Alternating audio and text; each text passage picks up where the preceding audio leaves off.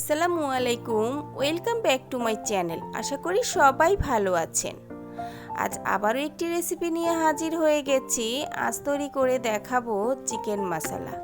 খুবই টেস্টি একটি রেসিপি, তৈরি করা খুবই সহজ, আর আমি খুবই সহজভাবে দেখানোর চেষ্টা করব যাতে করে আমার সকল বন্ধুরা ইজিলিভাবে তৈরি করতে পারে। চলুন তাহলে রেসিপিটির পুরো ভিডিও দেখে নিই।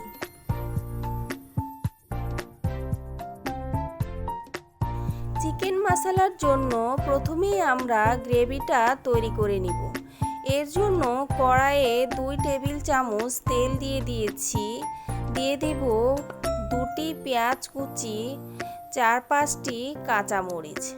এখন পেঁয়াজগুলো তেলের সাথে নেড়েচেড়ে হালকা একটু সফট করে নিব। দিয়ে দিব আদা রসুন বাটা।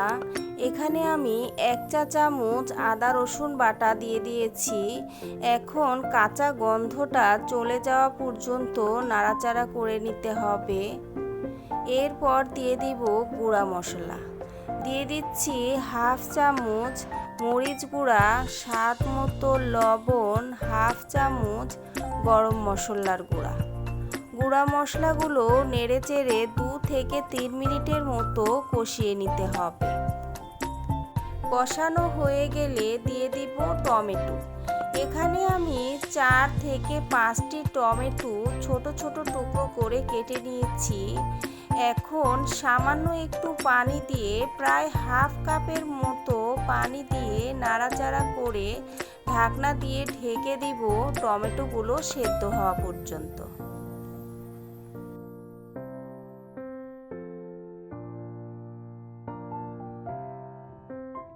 ফিরে এলাম প্রায় 5 মিনিট পর।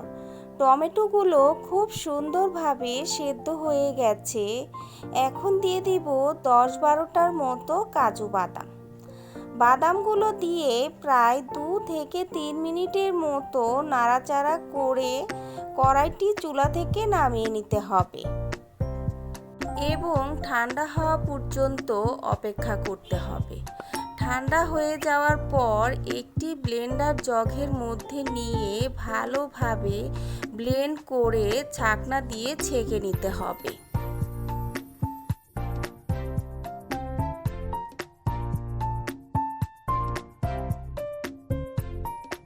কড়াইটি ভালোভাবে ধুয়ে আবারও চুলায় বসিয়ে দিয়েছি। দিয়ে দেব পরিমাণ মতো তেল। তেলটা গরম হয়ে এলে দিয়ে দিব গরম মশলা। এখানে আমি ছোট ছোট 2টি তেজপাতা, 3 থেকে 4টি এলাচ, 3 টুকরো দারুচিনি দিয়ে দিয়েছি।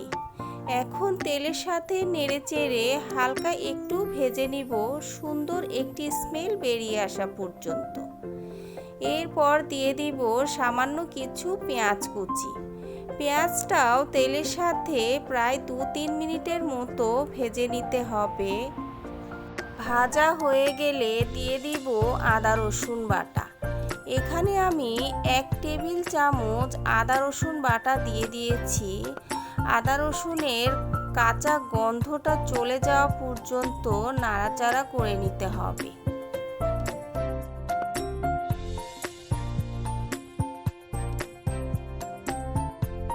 এখন দিয়ে দিব গুঁড়া মশলা।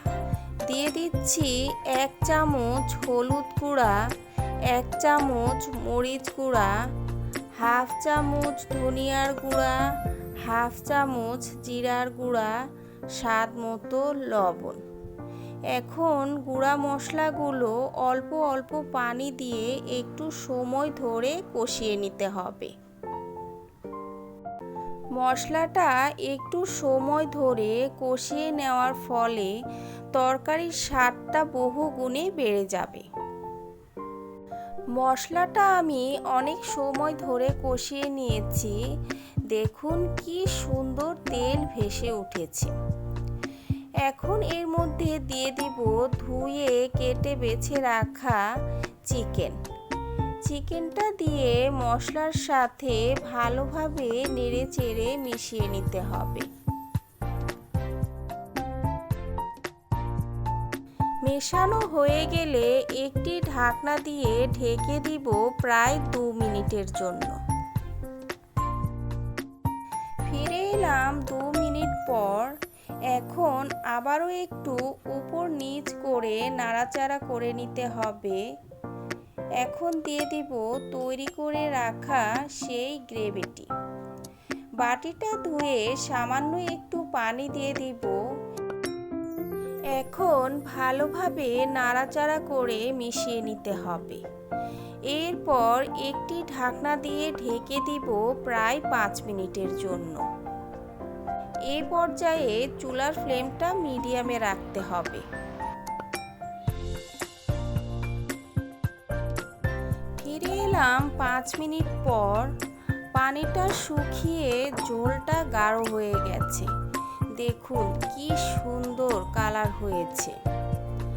সবশেষে দিয়ে দিব কিছু কাঁচামরিচ, 1 চামচ চিনি, হাফ চামচ গরম মশলার গুঁড়া দিয়ে ভালোভাবে নেড়েচেড়ে প্রায় 2 মিনিটের মতো চুলায় রেখে চুলা থেকে নামিয়ে নিতে হবে। বন্ধুরা, যারা এখনও আমার চ্যানেলটি সাবস্ক্রাইব করেননি, প্লিজ চ্যানেলটি সাবস্ক্রাইব করে দিবেন আর আমার পাশে থাকবেন। তৈরি হয়ে গেছে খুবই মজাদার চিকেন মশলা। এটি এখন আপনি গরম গরম ভাত, পোলাও, রুটি, পরোটা, নান যাই দিয়ে সার্ভ করেন না কেন, খেতে কিন্তু দারুণ লাগে। রেসিপিটি কার কার কাছে কেমন লেগেছে কমেন্ট করে জানাবেন। যদি ভালো লেগে থাকে ভিডিওতে একটি লাইক আর বেশি বেশি শেয়ার করতে ভুলবেন না। আল্লাহ হাফেজ।